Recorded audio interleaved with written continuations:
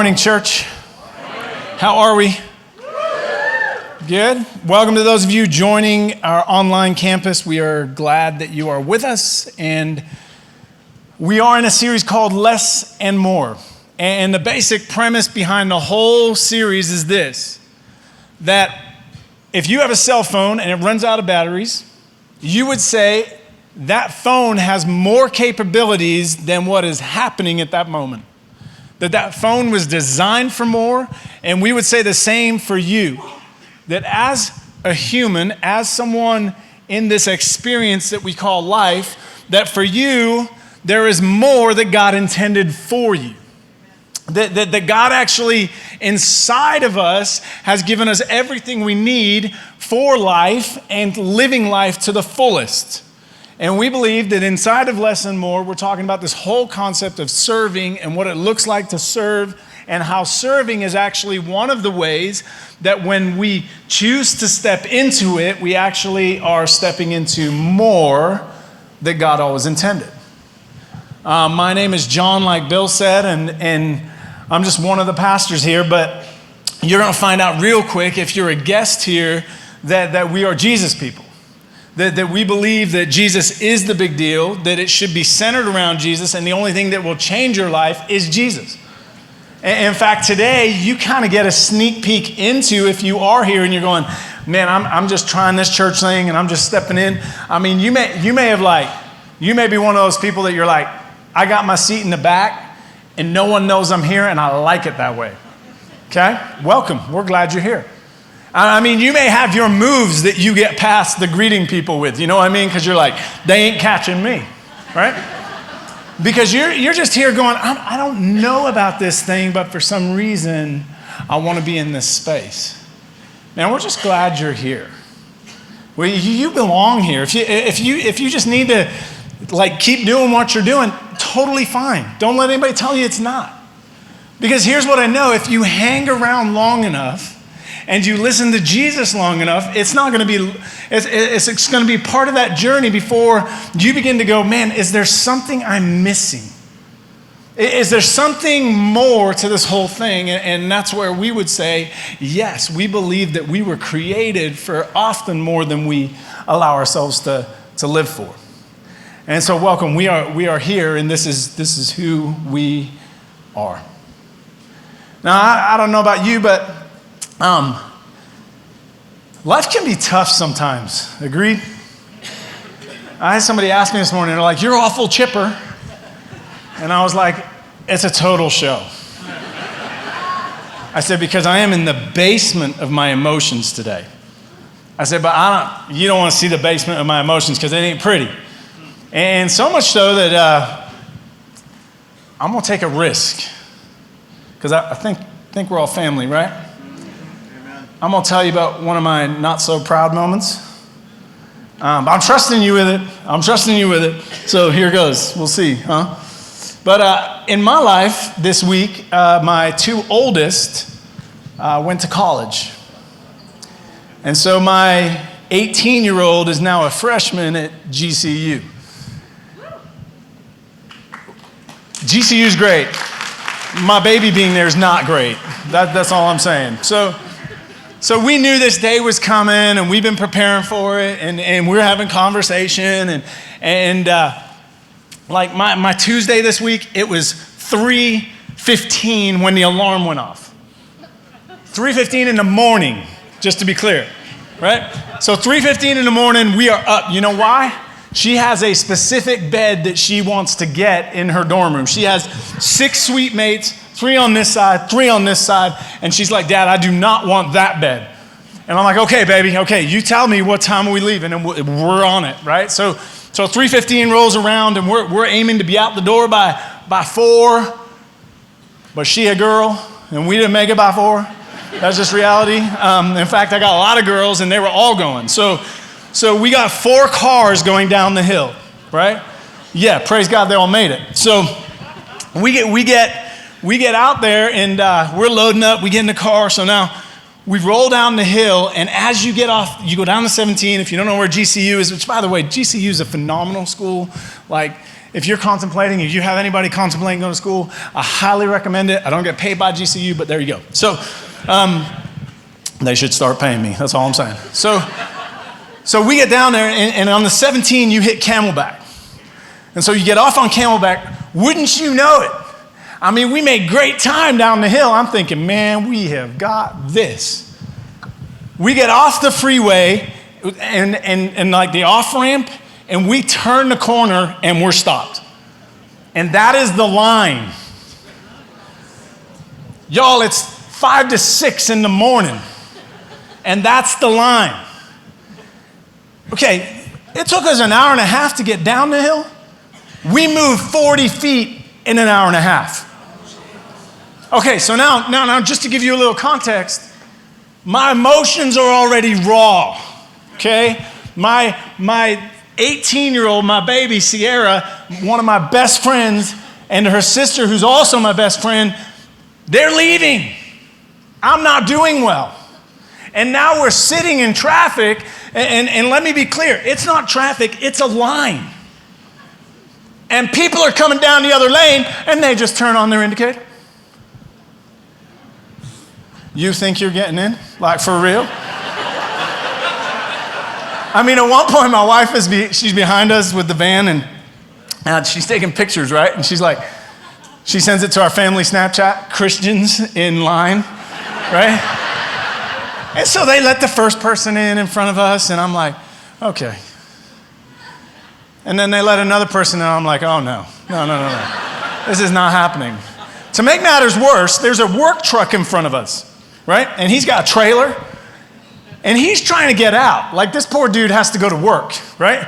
And so he's trying to get out. No one is letting him out. In fact, what they're doing is they're cutting in front of him because they know he's not going to move. So they're cutting in front of him, right, to get in.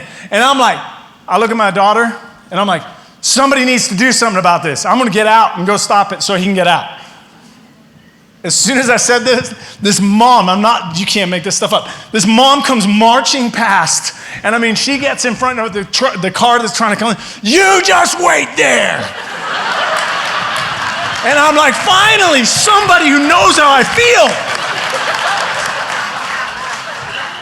And so now she's holding traffic, this truck's getting out, and wouldn't you know it? Like, I might have been a little raw at this point. This U-Haul van pulls up with a mom, I'm assuming, driving for her kid.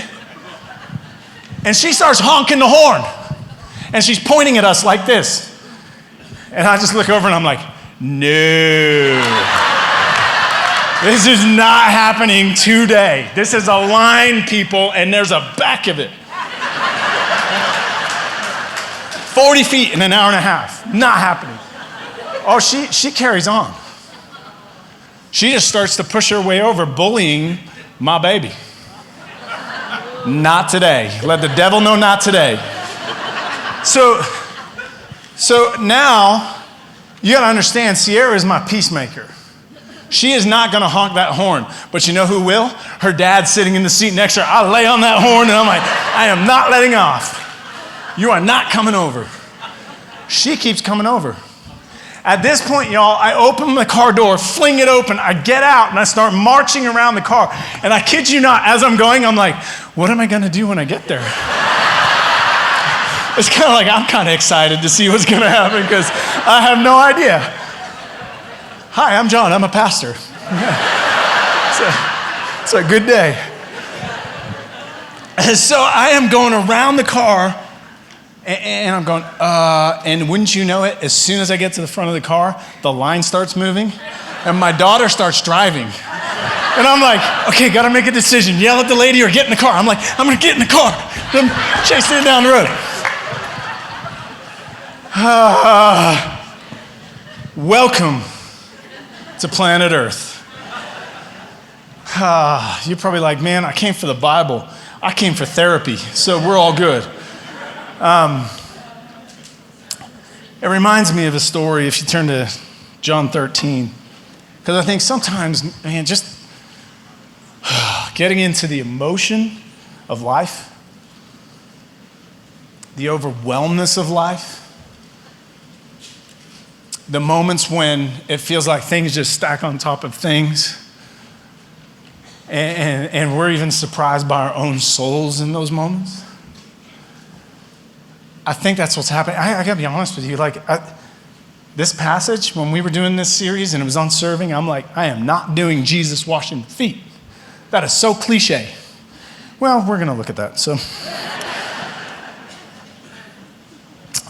John chapter 13, and it's verse 1. It was just before the Passover festival. Jesus knew that the hour had come for him to leave this world and go to the Father.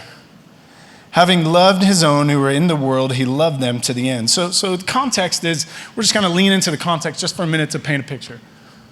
The context here is for Jesus, he knew that the hour had come. Okay, if you're familiar at all with John's writing, and John was an eyewitness to Jesus, and as he's penning this stuff down, he's telling the story of Jesus, and you might remember the little thing where Jesus turns water into wine. The wording there, when his mom asks him to do something, he goes, "Woman, my hour has not yet come."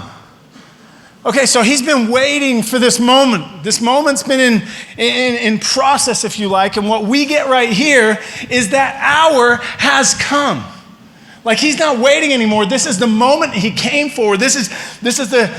Everything is coming up to this moment now, building momentum to this. Lost the word. There you go. So, it'll come. Never mind. It's building, and he steps into it like you need to understand what this moment was. This is what for all of human history he's been working towards. What? When he would step into a moment where he would be put on a cross and he would die to save humanity. This is this moment. And it says that hour has come. Now, I don't know about you, but that's a pretty big emotional weight that Jesus is carrying. There's a lot on his shoulders at this point. We often think we're carrying the world on our shoulders. He's got us all on his shoulders. That's this moment. He's sitting there, so he's got this emotional turmoil. If you read the chapter before, he actually shares some of that with the disciples. He begins to talk about how, hey, in the midst of this, I've asked the Father to take it. He won't let me get out of it. There's no other way. I've got to step into it. And so he's carrying this weight. It also says that having loved them, he loved them to the end. These are his friends. He's about to say goodbye to some of his friends. He's about to put his friends through excruciating pain. He's about to watch as they scatter. This moment for him is a big moment of life. This is not something light. It's not like Jesus is sitting at this meal and he's like, "Hey man, did you hear the score in the game?"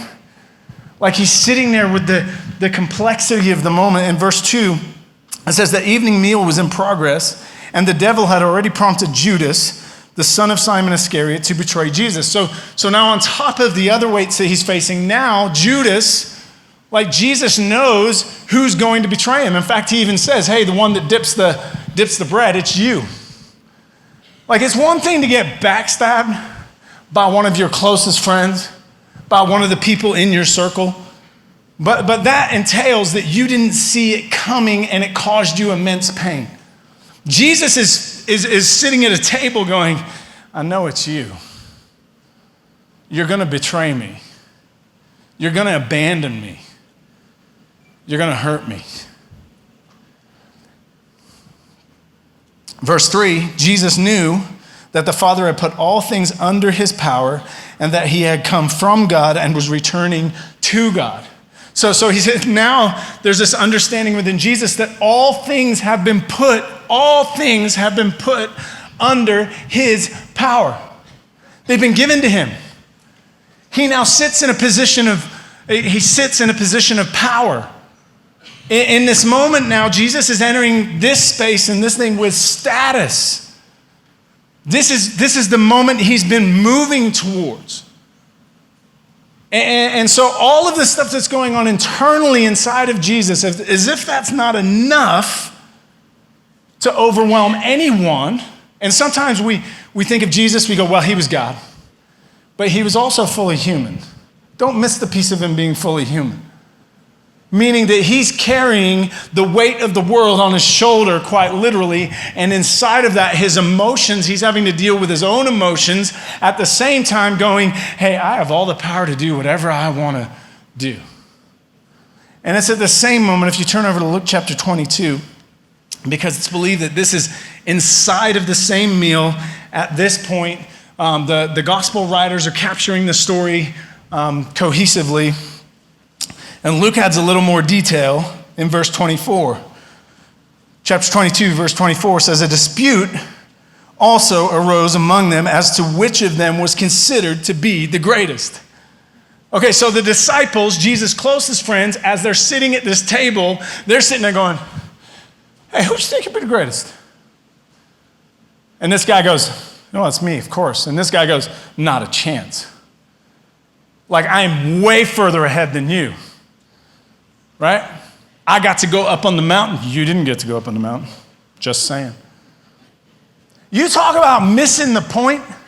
You talk about a moment where you're sitting in a line and this person's cutting in and you're like, you've had enough and you're going to get out of the car. That's Jesus at this moment. You know why? Because what they're doing goes opposite of everything he's ever been teaching them. For the years that he's lived with them, everything they've witnessed, all he's told them over and over and over is what the kingdom is like. And all they can fixate on is, hey, where am I going to sit in the kingdom? I'm going to be higher than you. I mean, if you're Jesus at this moment, you're getting out of the car. Right? This is the moment where you're going to set them straight. You're going to talk about the power that you have versus the power that they have. Somebody's turning out the power. There we go. It would have been more fun if they'd all gone out, just saying. But there is this moment where for Jesus, it would have been easy to jump on status. It would have been easy to jump on, you guys don't deserve what I'm about to do for you. You guys don't get it. You guys, you know what? I'm done. It would have been easy for him to have a moment where he stepped into. Turn back to John 13. Actually, sorry, stay in Luke. I just want to make you jump back and forth. Not really, but. Because notice his response. Jesus said to them, the kings of the Gentiles lord it over them, and those who exercise authority over them call themselves benefactors, but you are not to be like that. Instead, the greatest among you should be like the youngest, and the one who rules like the one who serves. For who is greater? The one who is at the table or the one who serves? Is it not the one who is at the table? But I am among you as one who serves. And so Jesus in this moment, he goes, hey, you got it all wrong. You got it all wrong. He says, you're still working by the standards that exist within the world. You're still working by the standards that exist in your culture, in your time, in your frame. Where if you have a position like a king of the Gentiles, you get to, just because you're king, you get to lord it over people. You can do whatever you want. And then he says, in fact, there's some of you within your culture that if you're rich and you're wealthy and you're on the upper side of that, guess what? You can use your wealth in such a way that it buys you seats at the table of leadership. And then on top of that, you can use your wealth to influence as a beneficiary, like you can lord that over people. He goes, but as followers of Jesus, it shouldn't be like that for you. He says, as a follower of Jesus, those rules, he's actually reversing it. And so then he gets to the point where he goes, okay, your question is who's the greatest? Let me ask you, who's greater? The one that sits at the table or the one that serves at the table? And it's in that moment that he goes, I know the one that sits at the table, but I came to serve among you. He goes, I'm among you as a servant. And what he's doing is he's reversing this entire thing.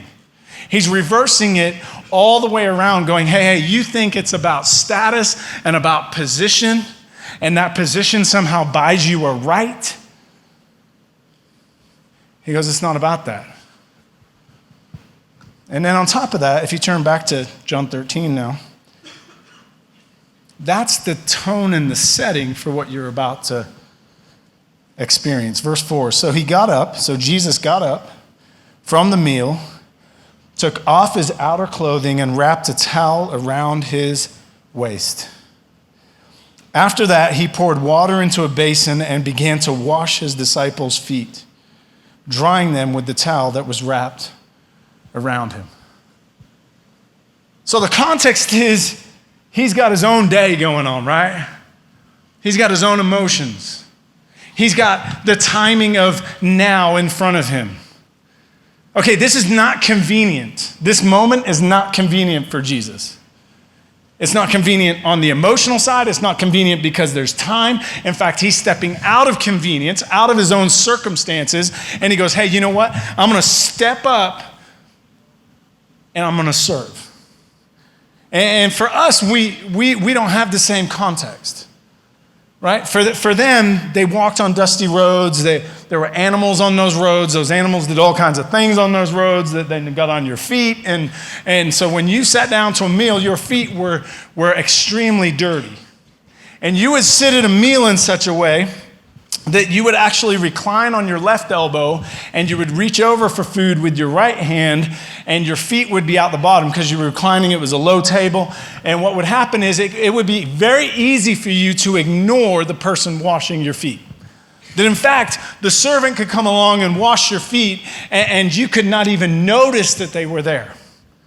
That you wouldn't even give them the decency or dignity of acknowledging their presence. That's how low the form of washing somebody else's feet in this culture was. It was the lowest form. In fact, they would often hire Gentile slaves. Jews would hire Gentile slaves, and they would make them do it because it was seen as such a lowly task. And so now Jesus steps in and he goes, okay, I'm going to take off my outer garment, which, by the way, he had to lay down, which in a few short hours, he was going to lay down his life for them. He lays down his outer garment and he puts a towel around him.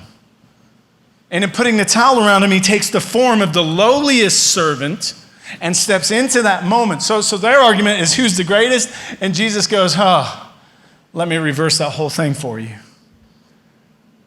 You see, it'd be easy. I mean, we're in church, right, in 2019. It'd be real easy to miss and think, well, this doesn't exist in our church. Okay, hang on a second.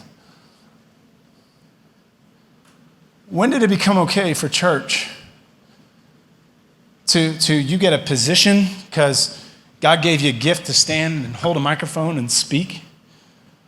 Oh, pastor, you need a better parking spot. Bull.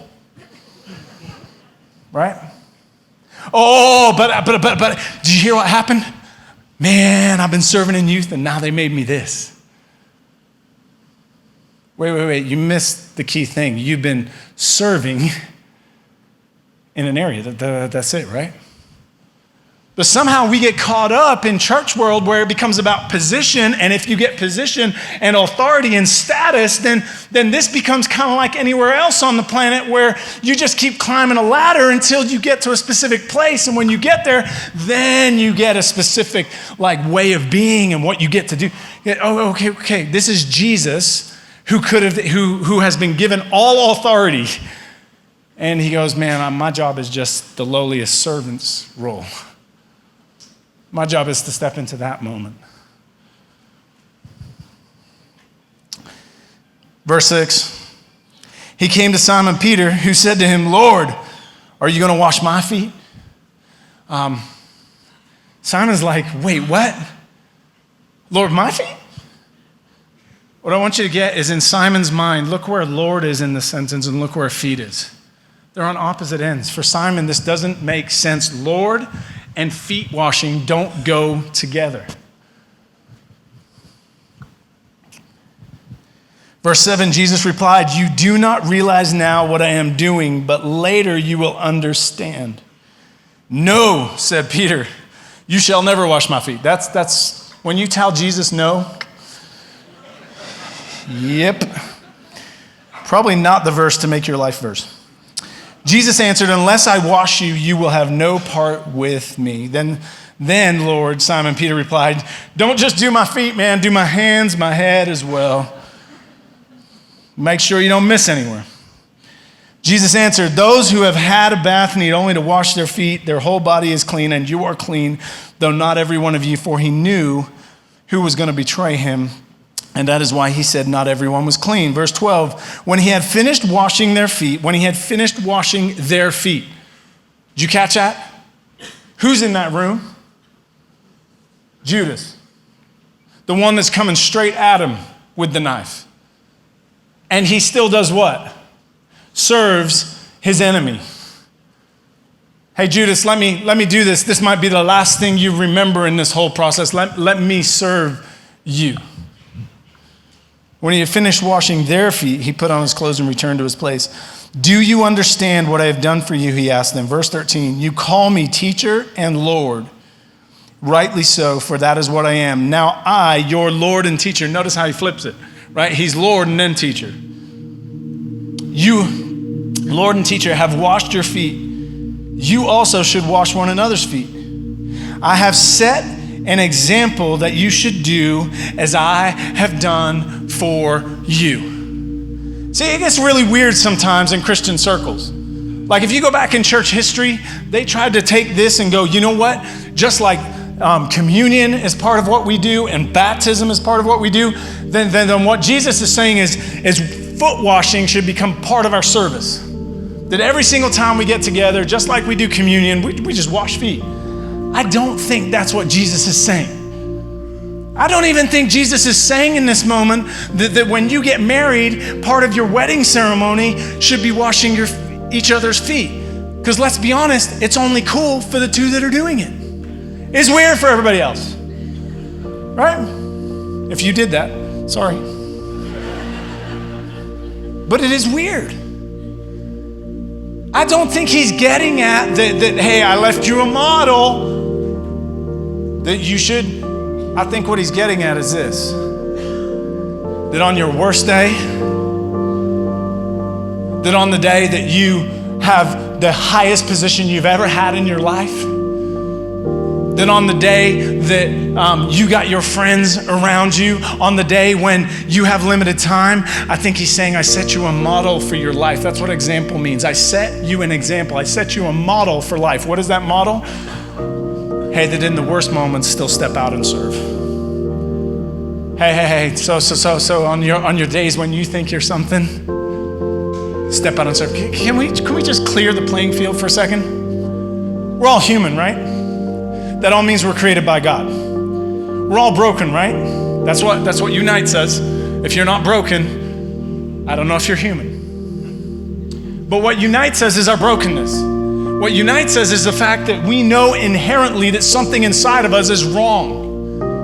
And it's inside of knowing that we know we need a fix. We know we need something to step in and rescue us.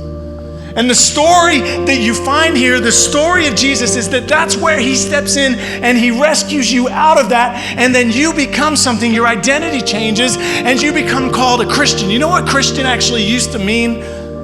It's been polluted all kinds of ways today. But you know what it actually used to mean? Little Christs. That we were all just a bunch of little Jesuses running around. And you know what that means? That if you're in here, and you sit at the highest seat of the table of the company you're at, can I tell you what trumps that? You're a Christian. And as a Christian, he set an example for you. Can I tell you that no matter what level, whether you sit in the church and you happen to be an elder, you know what you are before you're an elder? You're a little Jesus. And we have a model of how we're supposed to live. You know, you could be the president of the United States. And if you know Jesus, guess what? You're a little Jesus before you're the president of the United States. It trumps it all. It's above it all. Your role doesn't determine what you do. Who you are in the person of Jesus determines what you do. And according to Jesus, check this out. He set an example. Then in verse 16, he says, very truly, I tell you, servants are not greater than their masters, nor messengers greater than the one who sent them. Listen to this, verse 17, listen to this. You need to highlight this. You need to remember this. You need to know this. If you are here and you're going, John, I just want to be happy, then don't have kids because they go to college and then they get married someday. Now that you know these things, what things? What things do we know? It's the upside down kingdom. The greatest is the servant. Now that you know these things, you will be blessed if you do them. How are we blessed, church? How are we blessed? Put on the towel and serve. Do you know there's no task that's above us when it involves another human being? That our role is, man, I got it. Jesus gave it to me, but it's not mine. It's yours. Let me give it away. What can I do to reach into your moment? I'm way out of time, but I love that this starts with the top end of this is the ones that he loved them to the end. You know what this whole thing of serving is titled inside of? It's just that love serves. He's serving them to the end. Why? Because he loves them. Want to know what you love? Look around at what you're building. What are you building? Through your acts of service. You want to know what really tugs at your heart? Look what you do with what you have. Are you in a position where you lord it over people? Are you just in a space that when things get bad, you shut yourself in and it's all about you? Because those are the moments, church, those are the moments that I'm learning this week. I don't think it's any coincidence that I'm standing on Camelback, ready to go to a car going, I don't know what I'm going to do when I get there, but this will be cool. I don't think it's any coincidence that I had that experience, and today I stand up here with this passage that wasn't even on my mind then. Because I think God's working it through me, going, you know what, John? Inside of how you are feeling, the best remedy is go serve somebody. Why? Because when you serve, your perspective changes. When you serve, your eyes shift. And all of a sudden, I'm not sitting wallowing in whatever this is that wants to control me and own me. All of a sudden, in this moment, my eyes shift and I see you. And when you step out, something healing happens. It's fascinating to me that when we get outside of ourselves, our lives change. You ever notice that?